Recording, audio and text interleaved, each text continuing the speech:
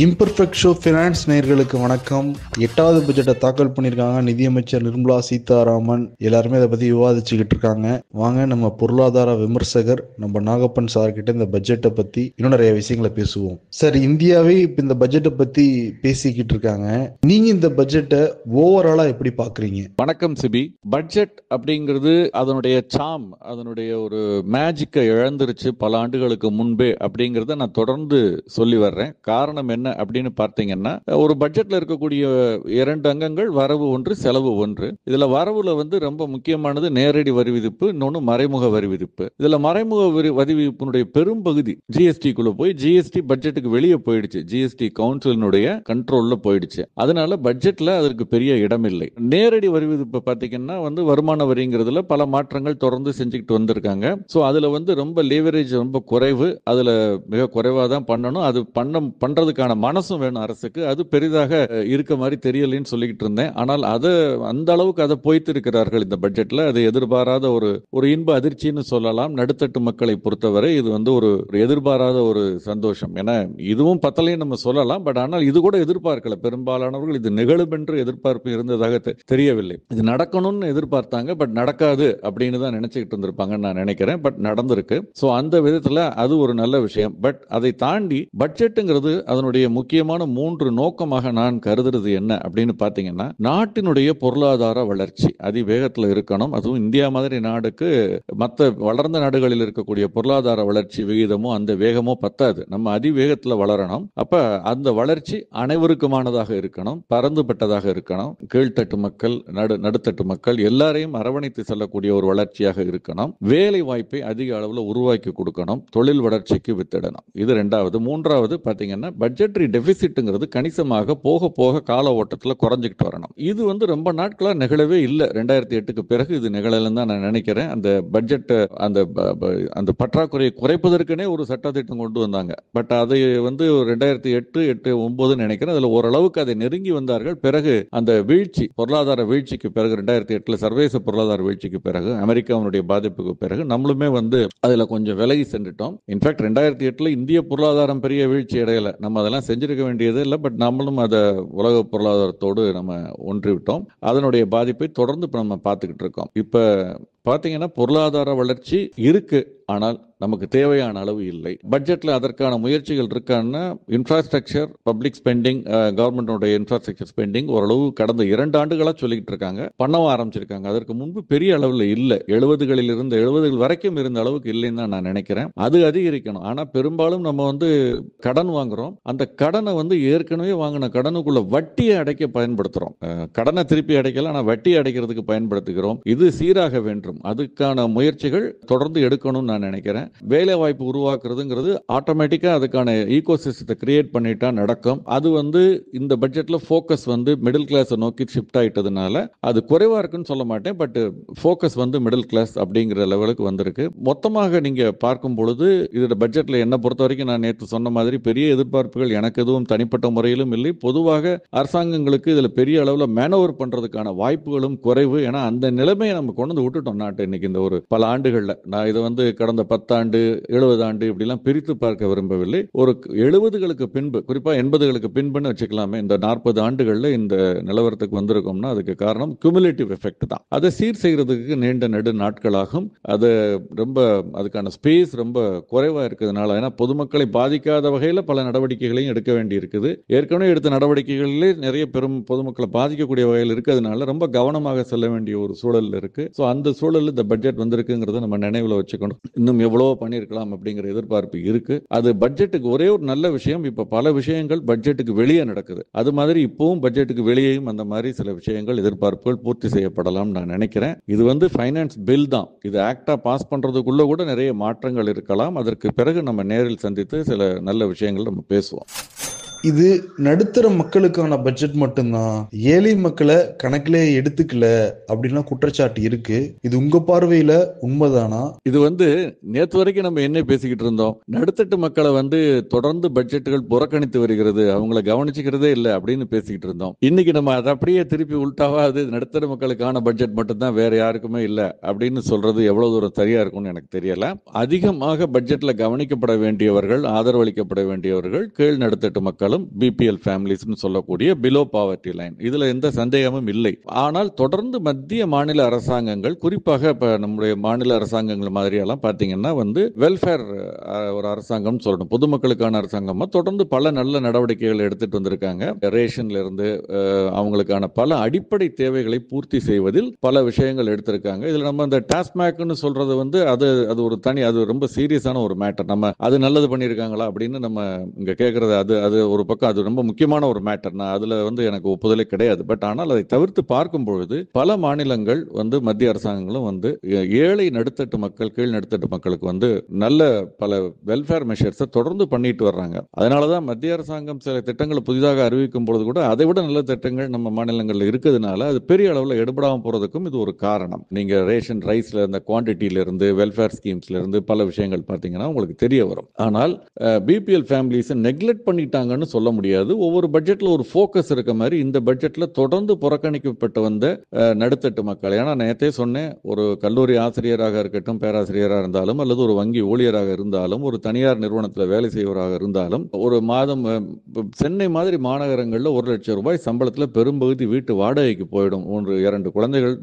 அப்பா அம்மா இருக்க ஒரு ஃபேமிலியா இருந்து 5-6 பேர் இருக்க ஃபேமிலியா இருந்ததுன்னா, இப்போ எல்லாம் நியூக்ளியர் ஃபேமிலியா போயிட்டாங்க. பட் இருந்தாலும் இந்த மாதிரியான ஒரு ஃபேமிலிஸ் இருக்கும் பட்சத்தில் செலவு நடைகள் அதிகம். டபுள் இன்கம் அப்படின்னு சொல்றாங்க. அந்த மாதிரி குடும்பம் இருந்தால் ஒழிய குடும்பத்தை ஓட்டுறதே ரொம்ப கஷ்டம். அப்ப அவங்களுக்கெல்லாம் கிட்டத்தட்ட 3/4 பேர் இதுல 20 அல்லது 30% டாக்ஸ் பிராக்கெட்ல வரும்பொழுது அவங்களுக்கான குறிப்பான வெல்ஃபேர் மெஷர்ஸும் கிடையாது. இப்போ பிபிஎல் ஃபேமிலிஸுக்கு இருக்க மாதிரியான பல திட்டங்கள் எடுக்கப்பட்டு விட்டது. சீனியர் சிட்டிசன்ஸுக்கான ரயில்வேல பயணம் பண்றதுக்கான சலுகைகள், ரேஷன்ல கிடைக்கக்கூடிய பொருட்களுடைய சலுகைகள், மாநில அரசாங்கம் வழங்கக்கூடியது, மத்திய அரசாங்கம் வழங்கக்கூடிய, இப்படி பல சலுகைகள் எடுக்கப்பட்டு விட்டது. கேஸ் மானியம், எப்படி பல விஷயங்கள் எடுக்கப்பட்ட பிறகு வரியும் அவங்க கட்டுறாங்க. அவங்களுடைய குறைய பெரும்பாலும் பெரும் பணக்காரர்கள் போல் எங்களால டாக்ஸ் ஹேவன்ல போய் பதுக்க முடியல, அல்லது இந்தியா விட்டு ஓடி போக முடியல, அல்லது ஒரு ட்ரஸ்ட்டை கிரியேட் பண்ணி இந்த மாதிரி டாக்ஸ் பிளானிங்லாம் எங்களால பண்ண முடியல. இன்னொரு பக்கம் பாத்தீங்கன்னா வரியை இப்ப நாங்க செய்யற ஆட்கள் இல்லை, முறையாக கட்டுகிறோம், எங்களுக்கான ரிவார்டு என்ன அப்படிங்கிற ஒரு கேள்விக்கு இந்த பட்ஜெட்ல பதிலளிக்கப்பட்டிருக்குன்னு நான் நினைக்கிறேன். ஓரளவுக்காவது, நிச்சயமாக இதை நம்ம இக்னோர் பண்ணவே முடியாது. பெரிய ஒரு முயற்சியா தான் நான் பார்க்கிறேன். இன்கம் டேக்ஸ் ஸ்லாப்ல மாற்றங்கள் வருமா அப்படின்னு நிறைய பேர் எதிர்பார்த்தாங்க. அதே மாதிரி இன்கம் டேக்ஸ் ஸ்லாப்ல இந்த அரசாங்கம் மாற்றம் கொண்டு வந்திருக்காங்க. 12 லட்சம் வரைக்கும் இப்ப நியூ ரெஜிம் படி டாக்ஸ் இல்ல, டாக்ஸ் கட்ட தேவையில்லை அப்படிங்கிறாங்க. இருந்தா கூட பலருக்கு என்ன கேள்வி வருது அப்படின்னா, 0ல இருந்து 4 லட்சம் வரைக்கும் எந்த விதமான டாக்ஸும் இல்ல, நில்லுன்னு போட்டிருக்காங்க.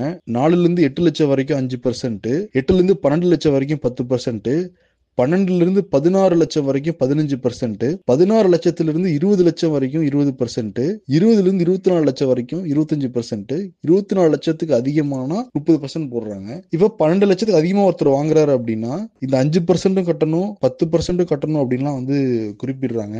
இதுல நிறைய பேருக்கு ஒரு தெளிவின்மை இருக்கு. இப்ப 12% வரைக்கும் டாக்ஸ் இல்லை அப்படின்னா 12 லட்சம் வரைக்கும், 12 லட்சம் வரைக்கும் டாக்ஸ் இல்லை அப்படின்னா 12 லட்சம் வரைக்கும் தானே நில்லுன்னு போட்டிருக்கணுங்கிற ஒரு கேள்வி இருக்கு. இது நீங்க எப்படி சார் பாக்குறீங்க? கொஞ்சம் டீட்டெயிலா சொன்னீங்கன்னா நிறைய பேருக்கு பயனுள்ளதா இருக்கும் சார். ரொம்ப சரியான கேள்வி சிபி. இது என்னன்னா, ஒரு நல்ல கன்செஷனை கொடுத்துட்டு அதுல ஒரு அரசியல் மைலேஜ் தேடுறதுக்கான முயற்சியில அரசியல் கட்சிகள் ஈடுபடும் பொழுது இப்படி தவறான புரிதலை மக்களிடம் ஏற்படுத்தி அது இல்லைன்னு அவங்க டிசப்பாயிண்ட் ஆகும் பொழுது அதற்கு நேர்மறையான, அந்த அரசியல் கட்சிகளோ அல்லது அரசோ என்ன எதிர்பார்க்குதோ அதுக்கு நேர்மறையான ஒரு இமேஜை, ஒரு பெர்செப்ஷனை கிரியேட் பண்ணிடும். ஸோ ரொம்ப கவனமா இருக்கணும். உள்ளதை உள்ளபடி சொல்லணும். கால்குலேஷன்ஸ் ஆடிட்டர்ஸ் இருக்காங்க, சார்ட்டர்ட் அக்கௌண்டன்ட்ஸ் பார்த்துக்குவாங்க, மீடியாவில் ஒர்க் அவுட் பண்ணிக்குவாங்க. இல்லஸ்ட்ரேஷன்ஸ் கொடுக்கும்பொழுது பட்ஜெட்டுக்கு பின்னால் நம்ம அதை கொடுக்கலாம், தவறில்லை. நம்ம ஸ்டேட்மெண்ட் சொல்லும் பொழுது அரசியல் கட்சிகளோ அரசியல்வாதிகளோ கரெக்டாக சொல்லணும். பொறுப்பில் இருப்பவர்கள் என்னன்னா 12 லட்சம் ரூபாய் வரைக்கும் வரி இல்லை, வருமான வரியே இல்லைங்கிற மாதிரியான ஒரு பிக்சர் அந்த ஸ்டேட்மெண்ட்ஸை, நம்ம சில ஸ்டேட்மெண்ட்ஸை படிக்கும் பொழுது நமக்கு ஏற்படுவது உண்மை. அப்படி கிடையாது. இதற்கு முன்புமே இதை பற்றி நான் பேசியிருக்கேன். போன வருஷமும் அப்படித்தான் 5 லட்சம் ரூபாய் வரைக்கும் வருமான வரி இல்லைன்னு சொல்லுவாங்க பழைய ஓல்டு ஸ்கீம்ல. அப்படி கிடையாது. பழைய ஸ்கீம்ல 2.5 லட்சம் ரூபாய் வரைக்கும் தான் வருமான வரி கிடையாது. 2.5 லட்சத்திலிருந்து 5 லட்சம் ரூபாய் வரைக்கும் வருமானம் இருந்தால் அதுக்கு 5% டாக்ஸ், அதாவது 12,500 ரூபாய் வரும் அந்த கூடுதல் உபரி 2.5 லட்சம் ரூபாய்க்கு. அதற்கு பிறகு அந்த வருமான வரியை கட்ட வேண்டாம், அதுக்கு ஒரு ரிபேட் கொடுக்கிறோம்னு செக்ஷன் 87A கீழே கொடுப்பாங்க. அதை கழிச்சுக்கிட்டு 0 டாக்ஸ்னு கொடுப்பாங்க. சோ நீங்க வருமான வரி கட்டுபவர் பட்டியலில் வந்து விடுவீர்கள், ஆனால் வருமான வரி கட்ட வேண்டாம், 0 அப்படின்னு வந்துருது அந்த ஸ்லாப் காரணமாக, அந்த 87A காரணமாக. அதை தான் இப்ப சொல்லியிருக்காங்க. இப்ப நீங்க 4 லட்சத்திலிருந்து லட்சத்திலேருந்து 8 லட்சத்துக்கு 5%னா நாங்க 20,000 ரூபாய் வரும். அதே 8லேருந்து 12 லட்சம் ரூபாய்க்கு 4 லட்சம் ரூபாய் நீங்க வருமான வரி 10% கட்டணும்னா 40,000 கட்டணும். இந்த 40 பிளஸ் அந்த 20 60,000 ரூபாய் கட்டணும். நீங்க 12 லட்சம் ரூபாய்னா அந்த 12 லட்சம் ரூபாய்க்குள்ள உங்க வருமானம் இருக்கும் பொழுது 12 லட்சம் ரூபாய்னு வச்சுக்கோங்களேன், 60,000 ரூபாய் நீங்க வருமான வரி கட்டணுங்கிறது தான் உண்மை. ஆனால் செக்ஷன் 87A கீழே அந்த 60,000 நீங்க கட்ட வேண்டாம்னு உங்களுக்கு ரிபேட்டா கொடுத்துறாங்க. ஏன்னா உங்களுடைய வருமானம் 12 லட்சத்துக்கு கீழே இருக்கிறதுனால நீங்க உங்களுக்கு அதுக்கான ஒரு சலுகையாக அது கொடுக்கப்படுகிறது. சோ மாசம் 1 லட்சம் ரூபாய் வருமானம் இருந்தால் நீங்க அதுக்கு இன்கம் டாக்ஸ் எதுவும் கட்ட வேண்டாத ஒரு சூழல் வருகிறது. இதுல சேலரிட் கிளாஸா இருந்தா 12,75,000 ரூபாய் வரைக்கும் போகும். ஏன்னா 75,000 ரூபாய்ங்கிறது அவங்களுக்கு ஸ்டாண்டர்ட் டிடக்ஷன் கொடுக்கப்படுகிறது நியூ ஸ்கீமுக்கு கீழையும். இது எல்லாமே நியூ ஸ்கீமுக்கு தான் நம்ம பேசுறோம். சோ இது தெளிவாக பட்ஜெட் டாக்குமெண்ட்ஸ்க்குள்ள கிளியரா இருக்கு. ஃபைனான்ஸ் பில்ல இருந்து எல்லாத்துலயும் நீங்க ஆக்ட்ல படிச்சீங்க பாத்தீங்கன்னா இது தெளிவாகத்தான் இருக்கு. பட் நம்ம ஒரு வெளியே ஸ்டேட்மெண்ட் கொடுக்கும் பொழுது இந்த மாதிரியான ஒரு புரிதலை ஏற்படுத்துறதுனால தான் இந்த குழப்பம் ஏற்பட்டிருக்கு. சென்ற ஆண்டும் முன்பும் இப்படிதான் இருந்துச்சு, இப்பவும் அப்படித்தான். நீங்க டாக்ஸ் கட்டணும், கட்டக்கான இருக்கு, ஆனா கட்ட வேண்டாம், அதை சலுகையாக கொடுக்கிறது அரசு. அப்படித்தான் இதை நம்ம பார்க்கணும். ஸோ என்னை பொறுத்த வரைக்கும் இது தவிர இப்போ நீங்கள் பார்த்தீங்கன்னா பழைய இதில் பார்த்தீங்கன்னா 1.5 லட்சம் ரூபாய் 80Cயில் கட்ட வேண்டாம். அப்புறம் மெடிக்ளைம் ஹெல்த் கேர் பிரீமியம் 50,000 1 லட்சம்னு 2 விதமான பிரிவுகள் இருக்கு. அதுக்கப்புறம் வீட்டு கடன் மீதான இது 2 லட்சம் ரூபாய் இருக்குது. ஸோ இப்படி ஒரு 4.5 லட்சம் ரூபாய் வரைக்கும் அதில் ஸ்டாண்டர்ட் டிடக்ஷன் சேர்த்தா 5 லட்சம் ரூபாய்க்கு மேலே கிளைம் பண்ணலாம். பட் முதல்ல 5 லட்சம் ரூபாய்க்கான சேமிப்பு நீங்கள் பண்ணணும். 1.5 லட்சம் ரூபாய் நீங்கள் பிபிஎஃப்ல கட்டணும் அல்லது ஏதோ ஒரு ஸ்கீம்ல கட்டணும். 1 லட்சம் ரூபாய் வரைக்கும் காப்பீடு மருத்துவ காப்பீடுக்கான பிரீமியம் கட்டணும். 2 லட்சம் ரூபாய் வீட்டு கடனை திருப்பி அடைக்கிறது கிடைக்கணும். நீங்க ஒரு 10-12 லட்சம் ரூபாய் மாசம் சம்பாதிக்கிற வருஷத்துக்கு சம்பாதிக்கிறவரா இருந்தா அதுல 5 லட்சம் ரூபாய் எப்படி உங்களால சேமிக்க முடியுங்கிற கேள்வி வருது இல்லையா? சோ அவங்களுக்கெல்லாம் இந்த புது ஸ்கீம்ல இது நிச்சயமா ஒரு பெனிஃபிட்டா இருக்கும். நியூ ரெஜிமுக்கு தான் முக்கியத்துவம் கொடுக்குறாங்க, ஓல்டு ரெஜிமுக்கு முக்கியத்துவம் கொடுக்கல அப்படிங்கிற குற்றச்சாட்டும் இருக்கு. இப்ப நீங்க சொல்லுங்க, நியூ ரெஜிம் பெஸ்டா அல்லது ஓல்டு ரெஜிம் பெஸ்டா? இந்த கேள்வி தொடர்ந்து கேட்டுக்கிட்டு இருக்காங்க. நியூ ரெஜிம் பெஸ்டா ஓல்டு ரெஜிம் பெஸ்டான்னு. எந்த ஒரு ஸ்கீமுமே ஒரு சாராருக்கு எல்லாருக்குமே பெஸ்டானதா இருக்காது. One size does not fit all அப்படிம்போம் இல்லையா? ஒரு குறிப்பிட்ட சாராருக்கு பழசு, இப்ப என்ன மாதிரி ஆளுக்கு இப்ப நான் பழசு தான் ரொம்ப நாளா பின்பற்றிட்டு வர்றேன், அதனால எனக்கு நான் சேமிப்புக்கு நல்லதுங்கிறதுக்காக கூட கிடையாது. சேமிப்பு ஆட்டோமேட்டிக்கா அரசாங்கம் கம்பல் பண்ணுதோ இல்லையோ என் நல்லதுக்கு அது தேவைங்கிறதுனால நான் அதை தொடர்ந்து செய்து கொண்டு வரக்கூடியவன், அதை முதலீடு செய்து கொண்டு வரக்கூடியவன். அரசாங்கம் என் கையை பிடித்து முறுக்கி நீ சேமிப்பு செய்து அப்படின்னு அப்பதான் உனக்கு வரி சலுகை தருவேன்னு சொன்னாதான் செய்யக்கூடிய ஆள் நான் இல்லை. பட் பல பேருக்கு கட்டாயத்தின் அடிப்படையில் நடுத்தட்டு மக்கள் சேமித்து அதுல உயர்ந்திருக்கிறார்கள் மறுக்க முடியாது. ஆனா சிச்சுவேஷன் மாறிக்கிட்டு வருது. கடந்த பல ஆண்டுகளாகவே அரசாங்கம் washing their hands off middle கிளாஸ்ங்கிற ஒரு எண்ணம் இல்லாமல் இல்லை. ஏன்னா அந்த அளவுக்கு நீங்க தான் இனிமே பாத்துக்கணும், நீங்க எங்க பொறுப்பு இல்லை, நீங்க உங்க நாங்க பிபிஎல் ஃபேமிலிஸையும் அது கீழே தான் பாத்துக்கிறோம், பணக்காரர்கள் அவங்க பாத்துக்க, அவங்களுக்கு வேணுங்கிற விஷயங்கள் எல்லாம் இருக்கு, உங்களை நீங்க தான் பாத்துக்கணும், இண்டிபெண்டா இருக்கணும் அப்படின்னு ஒருவேளை ஒரு பெற்றோரை போல் சொல்றாங்களான்னு தெரியல எனக்கு, சொந்த காலில் நில்லுங்கன்னு. பட் அந்த மாதிரியா தான் இருக்கு. ஸோ அந்த அடிப்படையில் நியூ ஸ்கீம் வந்திருக்கு. நிச்சயமா நீங்க சொல்றதை நான் ஒத்துக்கிறேன். நியூ ஸ்கீமை நோக்கி நம்மை நகர்த்துவதற்கான எல்லா முயற்சிகளும் தொடர்ந்து அடுத்தடுத்த பட்ஜெட்டில் இருக்குது நாம் பார்க்க முடிகிறது. ஏன்னா அதை எளிமையாக்கணும்னு பாக்குறாங்க. இதுல சேமிப்புங்கிற பழக்கம் ஒளிந்து போவதற்கான வாய்ப்பு, அதாவது குறைந்து போவதற்கான வாய்ப்புகள் இருக்கு. அப்படியே வந்தாலும் அது ஃபைனான்சியல் அசெட்ஸ்ல வருது. இது இவ்வளவு நாள் நாங்க பாடுபட்டுக்கிட்டு இருந்த ஒரு விஷயம். ஆனால் இதையே எக்கனாமிக் சர்வே படிச்சீங்கன்னா தெரியும். தி டேஞ்சர் ஆஃப் ஓவர் ஃபைனான்சியலைசேஷன் வேற சொல்லியிருக்காங்க. எல்லாருமே பங்குச்சந்தையை நோக்கி வந்தால் அதுவும் ஆபத்தானது. எல்லாருமே ரிஸ்கி அசெட் கிளாஸ் நோக்கி வந்தா வரி சலுகை கிடைக்கிறதுங்கிறதுக்காக வந்தாங்கன்னா அதுவும் ஆபத்தானது. தொழிற்துறைக்கு தேவையான மூலதனத்தை திரட்ட வேண்டும், சேமிப்பு உயர வேண்டும், வங்கிகளில் பணம் இருக்கணும். அது அவங்க கேர்ஃபுல்லா அசஸ் பண்ணி லெண்ட் பண்ணணும். அதுல என்பிஏ குறைவா இருக்கணும், தொழில் வளர்ச்சி அடையணும், வேலை வாய்ப்பு உருவாகணும், இதெல்லாம் இருக்கு. இது நேரடியாக சூதாட்டம் மாதிரி நம்ம டெரிவேட்டிவ்ஸ்லயோ ஃபியூச்சர்ஸ்லயோ பணத்தை போட்டு அதிக அளவுல முதலீட்டாளர்கள் வர்றதுங்கிறது வளர்ந்து வரக்கூடிய ஒரு நாட்டில் ஆரம்ப கட்டத்தில் ஓரளவுக்கு நல்லது. பட் ஒரு ஃபைன் பேலன்ஸ் இருக்கணும்ங்கிறது எக்கனாமிக் சர்வே, நம்முடைய பொருளாதார ஆய்வறிக்கையே சொல்லக்கூடிய ஒரு விஷயம். சோ அதனால நம்ம சேமிப்பை ஊக்கப்படுத்த தான் வேணும். அதை முழுவதுமா விடக்கூடிய சூழலுக்கு நம்ம என்ன செல்லல. பட் அதை நம்ம கையில கொடுத்துருக்காங்க இன்னைக்கு தேதிக்கு. நீங்க சூஸ் பண்ணிக்கலாம். இப்ப கேட்டீங்க யாருக்கு எதுன்னு. இப்ப உதாரணமாக இந்த தலைமுறையினர் பல பேர் எடுத்தீங்கன்னா, நான் I use to call them Airbnb தலைமுறை அல்லது ஊபர் தலைமுறைன்னு. சொந்தமா வண்டி வச்சுக்கணும், சொந்தமா வீடு வாங்கணும்னு நினைக்கிறவங்க. ஏன்னா அவங்க எல்லாம் குளோபல் நினைக்கிறது இல்லை. ஏன்னா அவங்க எல்லாம் குளோபல் சிட்டிசனா நினைக்கிறாங்க. இன்னைக்கு நான் பெங்களூர்ல ஒரு ஐடி கம்பெனில வேலை பார்ப்பேன், நாளைக்கு பாம்பே போயிடுவேன், அப்புறம் அமெரிக்கா போவேன், திரும்ப இந்தியாவுக்கு வருவேன், அதனால எங்க நான் வீடு வாங்குறது அப்படின்னு நினைக்கிறாங்க. அதே மாதிரி ஊபர்ல ஓலால போறேன், ஏர்பிஎன்பில ஸ்டே பண்றேன். சோ அந்த மாதிரி ஆட்களுக்கு இந்த நியூ அப்படிங்கிறது ஒரு பயனுள்ளதாக இருக்கும். ஏற்கனவே சேமிக்க முடியாமல் நான் முதல்ல சொன்ன பதில் தான்.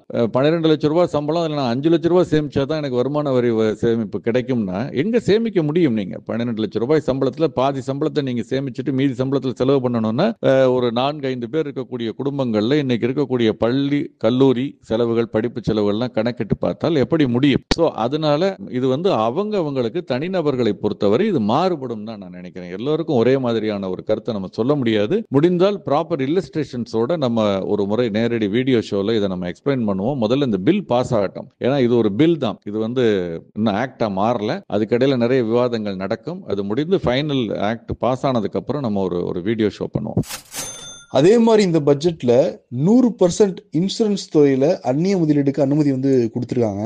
அதனால இந்தியாவில் இருக்கிற இன்சூரன்ஸ் நிறுவனங்களுக்கு பாதிப்பு வருமா? முதலீட்டாளர்கள் இதுல என்ன கவனிக்கணும்? நிச்சயமா இந்தியாவில் இருக்க நிறுவனங்களுக்கு இதனால எல்லாம் பாதிப்பு ஏற்படும்னு நான் நம்பல சிபி. இன்ஃபேக்ட் நமக்கு பெருமையான விஷயம் என்ன அப்படின்னு பார்த்தீங்கன்னா, சர்வதேச காப்பீட்டு நிறுவனங்களை விட நம்ம காப்பீட்டு நிறுவனங்கள் வலுவான நிலையில பெரும்பாலும் இருக்கிறதா தான் நான் கருதுறேன். பிராண்ட் இமேஜா இருக்கட்டும், அவங்களுடைய நிதி நிலவை கூட சமீப காலமாக நிறைய நிறுவனங்கள் லாபம் ஈட்ட துவங்கி இருக்கிறாங்க. ஸோ இது ஒரு 20 ஆண்டுகளுக்கு முன்பு ஒருவேளை தேவையா இருந்திருக்கலாம். இன்ஃபேக்ட் அப்ப கூட தேவையில்லைன்னு தான் நான் நினைக்கிறேன். நம்முடைய பொதுத்துறை நிறுவனங்களா இருக்கட்டும், தனியார் நிறுவனங்கள் அப்ப ஆரம்பிக்கப்பட்டது எல்லாமே ஓரளவு நல்லா தான் சேவை மனப்பான்மையோடு தான் இருந்தாங்க. பட் என்ன இதுல அவங்க புது ப்ராடக்ட் என்ன கொண்டு போறாங்க எனக்கு அது தெரியல. காப்பீட்டுல வெரி லிமிட்டட் ஆப்ஷன்ஸ் அந்த மாதிரி ப்ராடக்ட்ஸ் ஆல்ரெடி லான்ச் பண்ணிட்டாங்க. ஸோ எதுக்காக இந்த 74 100 ஆக்கணும் அப்படிங்கறதெல்லாம் எனக்கு இந்த 74 ஆக்குனதுல எனக்கு சம்மதம் இல்லை. ஏன்னா என்ன காரணம்னு சொல்றேன். காப்பீடுங்கிறது ஒரு மனிதனுடைய, ஒரு நிறுவனங்களுடைய, தொழில் நிறுவனங்களுடைய கடைசி ஆப்ஷன். அது எல்லாமே தொலைந்து போய் எல்லாத்தையும் தொலைச்சிட்டு கடைசியா அங்க போறோம் நம்ம. அந்த மாதிரியான ஒரு சூழல்ல அவங்க எவ்வளவு நம்பிக்கையானவர்களாக இருக்கணும். இன்னைக்கு டாடா ஒரு உதாரணத்துக்கு சொல்றேன். டாடா ஏஐஜின்னு இருக்கு. ஏஐஜி பெரிய நிறுவனமா, டாடா பெரிய நிறுவனமா அப்படின்னா ஏஐஜி இருக்கலாம். பட் நமக்கு பொறுத்தவரை, இந்தியர்களை பொறுத்தவரை ஆஸ் அ பிராண்ட் டாடா தான். அங்க காப்பீடு எடுக்கக்கூடியவர்கள் டாடாவை நம்பி தான் எடுக்கிறாங்களே தவிர ஏஐஜி யாருன்னு கேள்வி கேட்பாங்க. ஓ, டாடாவோட பார்ட்னரா? அப்படித்தான் போகுதே தவிர ஏஐஜியோட பார்ட்னர் டாடான்னு இந்தியாவில் யாரும் எடுக்கிறதா எனக்கு தெரியல. அதே தான் ஐசிஐசியா இருக்கட்டும், ஹெச்டிஎஃப்சியா இருக்கட்டும், இந்த மாதிரி பஜாஜா இருக்கட்டும், இவங்கெல்லாம் பல ஆண்டுகள் பெரிய பிராண்டை பில்டு பண்ணி, கிரெடிபிலிட்டியை பில்டு பண்ணி அதன் அடிப்படையில் அவங்க வர்றாங்க. அது ரொம்ப முக்கியம் காப்பீடை பொறுத்த வரைக்கும். அது எதுக்கான இந்த ஒரு டைப் ப்ராடக்ட் இருக்கு, முதலீடு வேணுங்கிற அளவு இந்திய சந்தையிலே திரட்ட முடியும். ஸோ இதை தனியார் வெளியார் கைவசம் ஒப்படைக்கிறதுங்கிறதுல எனக்கு அவ்வளவு தூரம் சம்மதம் இல்லை. அரசாங்கத்துக்கு என்ன கொள்கை அறிவிப்பு, என்ன முடிவில் இப்படி எடுத்திருக்காங்கிறது அவங்க சொல்லிட்டு இருக்காங்க. தொடர்ந்து மூலதனம், டெக்னாலஜி, இப்படி பல விஷயங்களை சொல்றாங்க. But you frankly ask me, point பிளாங்கா சொல்லணும்னா எனக்கு இது சம்மதம் இல்லாத விஷயம். எதிர்கட்சிகள் இன்னொரு குற்றச்சாட்டு என்ன வைக்கிறாங்கன்னா, இது பீகாருக்கான ஒரு பட்ஜெட்டா தான் நாங்க பாக்குறோம் அப்படின்னு விமர்சனம் பண்றாங்க. ஒட்டுமொத்த இந்தியாவுக்கான பட்ஜெட்னு பாக்குறீங்களா இல்ல பீகாருக்கான பட்ஜெட்னு பாக்குறீங்களா ஓவரால்? அது சார், இதெல்லாம் அரசியல், நமக்கும் அரசியலுக்கும் சரிப்பட்டு வராது. எல்லாமே பண்ணக்கூடிய அரசியல் தான். எல்லா கட்சிகளும் செய்யக்கூடிய அரசியல் அவ்வப்பொழுது. இதுல உண்மையும் பார்ட்லி இல்லாமல் இருக்காது. அதே சமயத்துல அது போதாகரமாக பெருசாக்கப்படும். நான் ஒன்னு சொல்றேன். நம்ம தமிழ்நாட்டை பொறுத்த வரைக்கும் அனைவருக்குமான ஒரு நம்முடைய கொள்கைகள் பொதுவாக பல ஆண்டுகளாக பாத்தீங்கன்னா ஒரு சமத்துவம்ங்கிறது, ஏழை எளிய மக்கள் கைதூக்கி விடப்பட வேண்டும். நீங்க அந்த அடிப்படையில் பாத்தீங்கன்னா நம்ம எப்போதுமே பெருமைப்பட்டுக் கொள்கிறோம் நம்ம மாநிலம் பல மடங்கு முன்னேறி இருக்கிறதுன்னு. மற்ற மாநிலங்களை சில அரசியல் தலைவர்கள் கேலி கூட பண்ணியிருக்காங்க. அது ஹர்ட்டிங்கா இருக்குன்னு வச்சுங்க. சம்டைம்ஸ் நம்மள யாராவது கேலி பண்ணா நமக்கு எப்படி இருக்கும் வளர்ந்த நாடுகள். சோ அந்த மாதிரி பண்ணிருக்காங்க. அப்ப அந்த மாநிலங்கள் வளர வேண்டாமாங்கிற ஒரு கேள்வியை தான் அவங்க எல்லாம் எழுப்புறாங்க. சோ அந்த கேள்வி வரும் பொழுது நம்முடைய கொள்கைப்படி பார்த்தாலே நம்ம மாநிலத்துல இதுல யாரும் கட்சி வேறுபாடு இருக்கதா நினைக்கல.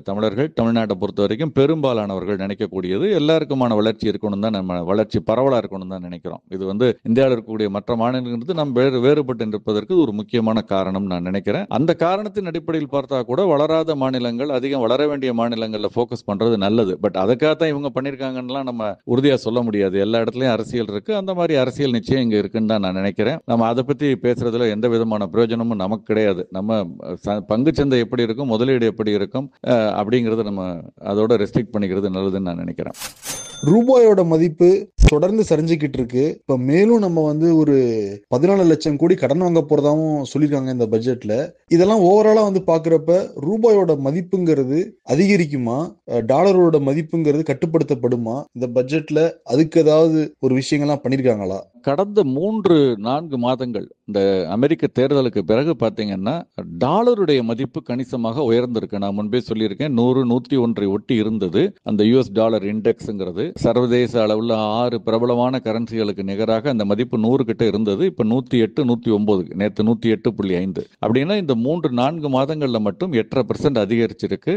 ஆனுவலைஸ்டு பேசிஸ்ல பார்த்தோம்னா ஆண்டுக்கு கிட்டத்தட்ட ஒரு 32-33% அதிகரிச்ச அளவுக்கு அதிகரிச்சிருக்கு. டாலருடைய மதிப்பே உயர்ந்திருக்கிறது. இது ஒரு காரணம் ரூபாயினுடைய மதிப்பு உயர்வதற்கு. இதோடு ஒப்பிட்டு பார்த்தால் மற்ற கரன்சிஸ் விழுந்த அளவுக்கு இந்தியாவினுடைய கரன்சி விழுகல. பட் அதை நம்ம அதை மட்டும் சொல்லி நம்ம மகிழ்ச்சி அடைய முடியாது. ஏன்னா இதுல பலனடையக்கூடியவர்கள் ஒரே ஒரு சாரார் மட்டும்தான், இந்தியாவிலிருந்து ஏற்றுமதி செய்பவர்கள். அவங்களுக்கு கூட சில சமயங்கள்ல அங்க இருக்கக்கூடிய வாடிக்கையாளர் என்ன பண்ணுவாருன்னா, உங்களுக்கு டாலர் மதிப்பு உயர்ந்திருக்கு அதனால விலையை குறைக்கிறேன்னு சொல்றதெல்லாம் நடந்திருக்கு. நானே ஒரு ஏற்றுமதியாளராக இருந்திருக்கேன், கிரானைட் ஏற்றுமதி பண்ணியிருக்கேன். எப்போதெல்லாம் டாலர் அப்ரிஷியேட் ஆகுதோ அப்ப எங்களுக்கு கிடைக்கிற பிரைஸை குறைச்சிருவாங்க. $5 இருக்கிறத $4 மாத்திடுவாங்க. இதெல்லாம் நடந்திருக்கு, இந்த அநியாயங்கள்லாம் நடந்திருக்கு. அதனால தொடர்ந்து ரூபாயினுடைய மதிப்பு குறையிறதுங்கிறது எல்லாருக்குமே நல்லது இல்லைன்னு தான் நான் நினைக்கிறேன். அது ஏன்னா பணவீக்கம் தொடர்ந்து அதிகரிப்பதற்கான வாய்ப்புகள் அதில் இருக்கு. அது கட்டுப்படுத்தப்பட வேண்டும். அதற்கான முயற்சிகள் இன்னும் பலப்படுத்தப்பட வேண்டும். டாலர் ரிசர்வ்ஸ் கொஞ்சம் அதிகமா இருந்ததுனால அதன் புண்ணியத்தால தப்பிச்சோம். பட் அதுவுமே பாத்தீங்கன்னா செப்டம்பர் மாதம் $700 பில்லியன்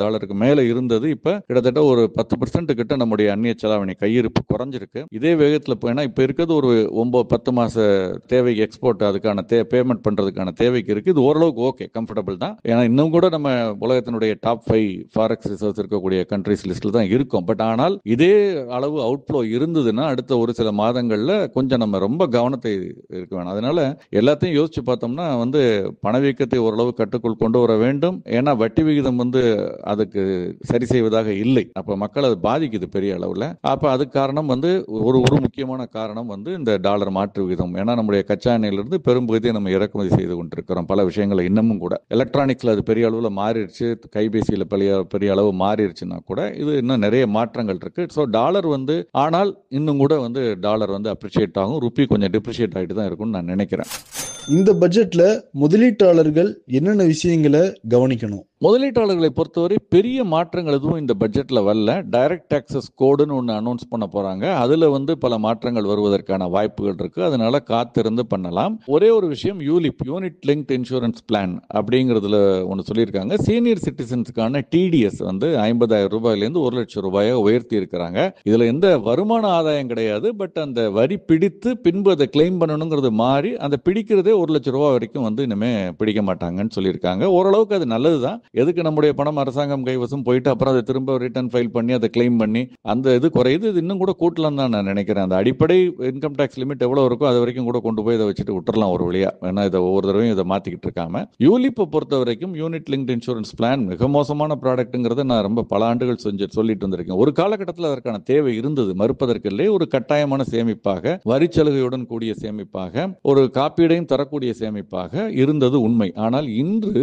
கடந்த 10-15 ஆண்டுகளாக அது தவறாக மார்க்கெட் பண்ணப்பட்டு வருகிறது. குறிப்பா பார்த்தீங்கன்னா உயர் நடுத்தட்டு மேல் நடுத்தட்டு மக்கள்கிட்ட அது முழுவதும் வரி ஏய்ப்பு சொல்ல முடியாது, டெக்னிக்கலா அது வரி சேமிப்புக்கு தான் சொல்றாங்க. அந்த மாதிரியான ஒரு ப்ராடக்டா விற்கப்பட்டு வந்ததுனால அதை கட்டுப்படுத்துவதற்கு அரசாங்கம் என்ன பண்ணது, சென்ற சில ஆண்டுகள்ல பட்ஜெட்டின் பொழுது ஆண்டுக்கு $2,50,000 நீங்க பிரீமியம் கட்டினா அதுக்கு இந்த வரி சலுகை எல்லாம் உண்டு, அதுக்கு மேல கட்டினா இது கிடையாதுன்னு சொன்னாங்க. சரி, இப்போ இது கட்டுறதுக்கு, அதாவது பே பண்ற பணத்துக்கு ஒரு பக்கம், இது ரிடம்ஷன் பண்ணும் பொழுது எப்படி வரும்னு பார்க்கும் பொழுது அதுல ஒரு கிளாரிட்டி இல்லாம இருந்தது. நீங்க ஆண்டுக்கு $2,00,000 பிரீமியம் கட்டினீங்கன்னா அதை ரிடீம் பண்ணும் பொழுது, ஒரு ஆண்டு கழித்து ரிடீம் பண்ணும் பொழுது அதை capital gain, long term capital கெயினா இது பண்ணிட்டு வந்திருக்காங்க. அதாவது $2,00,000 மேல போகும் பொழுது அதை அதர் இன்கம்ல சேர்த்து அதை லாங் டர்ம் கேபிட்டல் கெயினா ட்ரீட் பண்ணல. சோ இப்போ அதுக்கு கிளாரிட்டி கொடுத்திருக்காங்க. அதை லாங் டர்ம் கேபிட்டல் கெயினா ட்ரீட் பண்ணல, அதர் இன்கமா இருந்ததுன்னா முன்பு அதுக்கு 30% வரைக்கும் டாக்ஸ் போகலாம். நீங்க எந்த டாக்ஸ் பிராக்கெட்ல இருக்கீங்களோ 10, 20, 30 அது வரைக்கும் போகலாம்.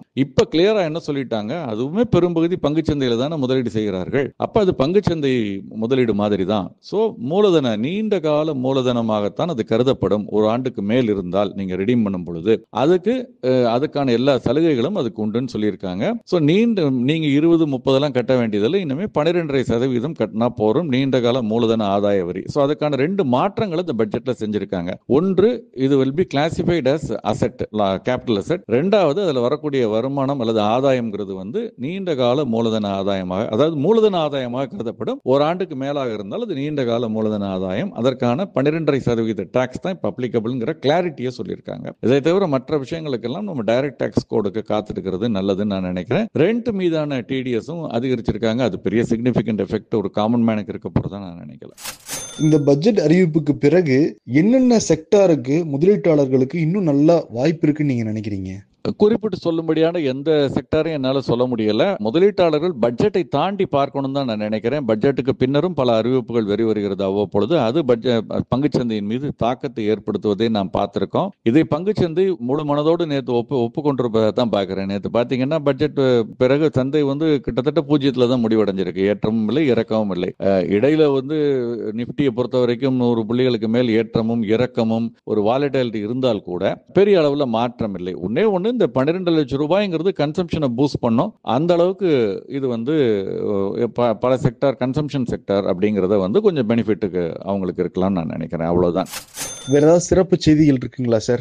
சிறப்பு செய்திகள்னா என்ன, சாமானிய மக்கள், நடுத்தட்டு மக்கள் மேலும் தாக்கப்படலை, அதுதான் சிறப்பு செய்தின்னு சொல்லலாம். ஜோக்ஸ் அப்பார்ட், அவங்களுக்கு இருக்கக்கூடிய மத்திய மாநில அரசாங்கங்களுக்கு இருக்கக்கூடிய ஆப்ஷன்ஸுங்கிறது ரொம்ப குறைவுன்னு தான் நான் நினைக்கிறேன். அந்த சூழலுக்கு நான் முன்னர் சொன்ன மாதிரி கடந்த ஒரு 20-30 ஆண்டுகளாக அரசாங்கங்கள், அடுத்தடுத்து வந்த அரசாங்கங்கள் இட்டு கொண்டு வந்துட்டாங்க. இதுக்கு அவங்க தான் பொறுப்பு. அதுக்கான பொறுப்பு அவங்க தான் ஏற்றுக்கணும். அதை சீர் செய்ய வேண்டிய பொறுப்பும் அந்த ஆளும் அரசாங்க, எதிர்கட்சி அரசாங்கங்கள்ட்ட, எதிர்கட்சிகள் அவங்க கைவசம் தான் இருக்கு. அவங்க பண்ணணும். பட் இதெல்லாமே இன்னைக்கு அரசியலா இருக்கிறதுனால ஒரு பொது நோக்கோடு இதெல்லாம் பார்ப்பாங்களான்னு தெரியல. நீங்க மத்திய அரசாங்கத்தை, மாநில அரசாங்கத்திலையும் பார்த்தீங்கன்னா பட்ஜெட் பற்றாக்குறைங்கிறது கணிசமாக இருக்கிறது, கவலைக்கக்கூடியதாக இருக்கு. ஸோ 2 பேருக்குமே இது ஒரு பெரிய பிரச்சனை. அதை சீர் செய்யணும்னு தான் நான் நினைக்கிறேன். அது எப்படி நடக்கும்னு எனக்கு தெரியல. இது ஒரு பக்கம். ரெண்டாவது பார்த்தீங்கன்னா வந்து மக்கள் பட்ஜெட்டை தாண்டி பங்குச்சந்தையும் முதலீட்டையும் புரிந்து கொள்ள துவங்கி இருக்காங்கிறது எனக்கு பல ஆண்டுகளாக நான் சொல்லிட்டு வர்றேன். எனக்கு அது நல்ல விஷயமா தான் படுகிறது.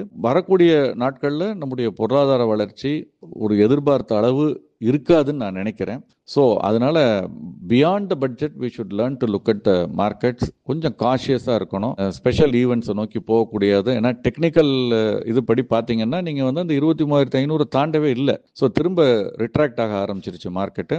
ஸோ திரும்ப 22,800 நோக்கி செல்வதாகத்தான் நான் பார்க்குறேன். மண்டே புதிய புரிதலோடு சந்தை எப்படி துவங்குறதுங்கிறத பார்க்கணும். திங்களன்றும் இதே ட்ரெண்ட் தொடர்ந்துச்சுன்னா நிச்சயமாக அடுத்து 22,800 நோக்கித்தான் நம்முடைய பயணம் இருப்பதா நான் நினைக்கிறேன். ரொம்ப காஷியஸாக இருக்க வேண்டிய தருணம். அதே சமயத்தில் சிஸ்டமேட்டிக்காக நல்ல பங்குகளை ஐடென்டிஃபை பண்ணி, நல்ல ப்ரொமோட்டர்ஸ், நல்ல தொழில் வாய்ப்பு உள்ள பங்குகளை ஐடென்டிஃபை பண்ணி வச்சுக்கிட்டு, அதுக்குள்ள பிரைஸ் லிமிட்ஸை வச்சுக்கிட்டு, அந்தந்த லிமிட் வரும்பொழுது ஒரு 5%, 10% சிறுக சிறுக சேமிப்பதற்கான காலகட்டம். அதை தவறவிடக்கூடாதுங்கிறதையும் நான் சொல்ல விரும்புகிறேன். ஏன்னா நீண்ட கால long term growth is intact. அதில் எனக்கு எந்த விதமான சந்தேகமும் இல்லை. நான் எப்போதும் சொல்லக்கூடியது, நம்முடைய பொருளாதாரம் it grows not because of politicians but in spite of பாலிட்டிஷியன்ஸ்னு சொல்லுவேன். பட் ஒரு நல்ல தலைவர் இருக்கும் பொழுது அது இன்னும் அதிவேகமாக வளரும், அல்லது நல்ல தீர்மானம், முடிவுகள் எடுக்கப்படும் பொழுது இன்னும் அதிவேகமாக வளரும். இல்லைனாலும் அது வளரும். அதில் நம்பிக்கை இழப்பக்கூடிய ஒரு ஆள் நான் இல்லை. நான் என்னுடைய முதலீடுகள் தொடர்ந்து கொண்டு இருக்கும். அதைத்தான் நான் மற்ற முதலீட்டாளர்களுக்கும் சொல்லுவேன். இன்னொரு விஷயத்தையும் இங்க சொல்லணும் சிபி. பல பேர் சொல்லக்கூடிய ஒரு விஷயம் பார்த்தீங்கன்னா, இப்போ வந்து இந்த வருமான வரி சலுகை கொடுத்தது நல்லது, ஆனால் நீங்க வந்து இந்த பொருட்களுடைய விலையை குறைப்பதற்கான முயற்சி, அது வந்து மறைமுக வரியை குறைச்சிருந்தா நல்லது, அப்ப கன்சம்ஷனையும் ஸ்பெண்டிங்கை அதை அதிகரிச்சிருக்கும்னு குற்றச்சாட்டு எழாமல் இல்லை. அது வந்து பட்ஜெட்டுக்கு வெளியே ஜிஎஸ்டியில் இருக்கிறதுனால அது நிச்சயம் பண்ணுவாங்கன்னு நான் நம்புறேன், பண்ணணும்னு நான் நம்புறேன். இன்ஃபேக்ட் நேற்று வரைக்கும் நான் என்ன சொன்னேன், வருமான வரியை குறைக்கிறாங்களோ இல்லையோ, பட் ஆனால் ஜிஎஸ்டியை குறைக்கணும்னு நான் சொல்லிக்கிட்டு இருந்தேன். அப்ப என் மேல நிறைய நம்முடைய நண்பர்கள் கூட பாஞ்சாங்க. அது நான் ஒரு பாசிட்டிவான, நான் அதை ஒரு இதாக எடுத்துக்கல. நம்ம அவங்களுடைய கருத்துக்களை அவங்க சொல்றாங்க. பட் வருமான வரிங்கிறது வருமானம் இருக்கவங்க கட்டுறது, வருமான ஜிஎஸ்டிங்கிறது வருமானம் இல்லாதவர்கள் கூட செலவு செய்யக்கூடிய ஒவ்வொரு இந்திய குடிமகனும் கட்டுறதுனால அதை தான் குறைக்கணும். அப்ப ஏன்னா நீங்க ஒரு டிப்பிக்கல் நடுத்தட்டு மக்கள் எடுத்துக்கங்க, அவங்க கையில உபரி பணம் இருந்தா அதிக செலவு பண்ணுவாங்கன்னு சொல்றோம். அந்த உபரி பணம் 2 விதமா வரலாம். ஒன்னு வருமான வரியை குறைப்பதன் மூலமாக வரலாம், இன்னொன்னு ஜிஎஸ்டியை குறைப்பதன் மூலமாகவும் அந்த உபரி பணம் வரலாம். அப்ப நம்ம அதிகமா செலவு செய்வோம். என்ன பொறுத்த வரைக்கும் இந்த 2வது நான் பெஸ்டா நினைக்கிறேன். அவ்வளவுதான் நம்ம 2 பேருக்கும் வித்தியாசம். நீங்க வருமான வரியை குறைக்கணுங்கிறீங்க, நான் ஜிஎஸ்டியை குறைக்கணுங்கிறேன். அப்ப அதுதான் நான் சொல்லக்கூடியது. 2யும் குறைச்சா எல்லாருக்குமே நல்லதுதான். இன்னைக்கு இருக்கக்கூடிய பற்றாக்குறையில அரசாங்கங்கள் வருமானத்துக்கு எங்க போவாங்கன்னு தெரியல. தெரியல. பட் அதுக்கு பெரிய பணக்காரர்களையும் பெரிய நிறுவனங்களையும் தேடி செல்லலாம்ங்கிறது நம்முடைய பதிலாக இருக்கும். வரி ஏய்ப்பை தடுக்க வேண்டும். அந்த லீக்கேஜஸை வந்து மேலும் டைட்டன் பண்ணணுங்கிறது நிச்சயம். நம்ம அதில் மறுப்பது, அதில் இருவேறு கருத்துகள் இருக்க முடியாது. பட் நிச்சயமாக மறைமுக வரியை குறைப்பதற்கான முயற்சிகள் எடுக்கப்படணும். அது ஜிஎஸ்டி கவுன்சில் பண்ணுவாங்கன்னு நான் நினைக்கிறேன். நம்ம காப்பீட்டு மீதான அந்த மறைமுக வரியை குறைக்கப்படணுங்கிறது நம்ம தொடர்ந்து நம்முடைய கோரிக்கையாக இருந்துகிட்டு வருது. போக நம்ம பார்க்கலாம். சார் ரொம்ப நன்றி சார். நீங்கள் ஸ்ரீலங்காவில் இருந்தால் கூட நேரம் கொடுத்து நம்ம நேயர்களுக்காக டீட்டெயிலாக இந்த பட்ஜெட்டை பற்றி சொல்லியிருக்கீங்க, அலசி வந்து ஆராய்ஞ்சிருக்கீங்க. கேட்டுக்கிட்டு இருக்க நேரம் உங்களுடைய கருத்துக்களை வந்து பதிவிடுங்க. இந்த பட்ஜெட்டை பற்றி முடிஞ்சால் 100க்கு எவ்வளோ மார்க் போடுவீங்கன்னு கூட நீங்கள் வந்து சொல்லுங்கள். வரும் நாட்களில் இன்னும் இதை பற்றி டீட்டெயிலாக நம்ம ஷோவில் வந்து பேசலாம். இந்த ஷோ பிடிச்சிருந்தா உங்கள் நண்பர்களுக்கு எல்லாருக்கும் வந்து நீங்கள் ஷேர் பண்ணுங்கள், லைக் பண்ணுங்கள், கமெண்ட் பண்ணுங்கள். Thank you sir. Thank you so much sir. இந்த பட்ஜெட்டை பொறுத்த வரைக்கும் நான் பயணத்தின் போதும் என்னால் முடிந்த அளவுக்கு ஒரு தரவா ஒரு கிளான்ஸ் பார்த்துட்டேன். பட் இன்னும் பின்னர் சில விளக்கங்கள் வரக்கூடும். அதில் ஏதாவது மாறுதல் இருப்பின் நம்ம இதை நம்ம முன்னால் சொன்ன மாதிரியே நம்ம ஒரு வீடியோ ஷோ மூலமாக விவாதித்து ஒரு இல்லஸ்ட்ரேஷன்ஸ்லாம் கூட நம்ம காமிக்கலாம் நம்முடைய வாசகர்களுக்கு. நம்ம மீண்டும் சந்திப்போம் சிபி. நன்றி.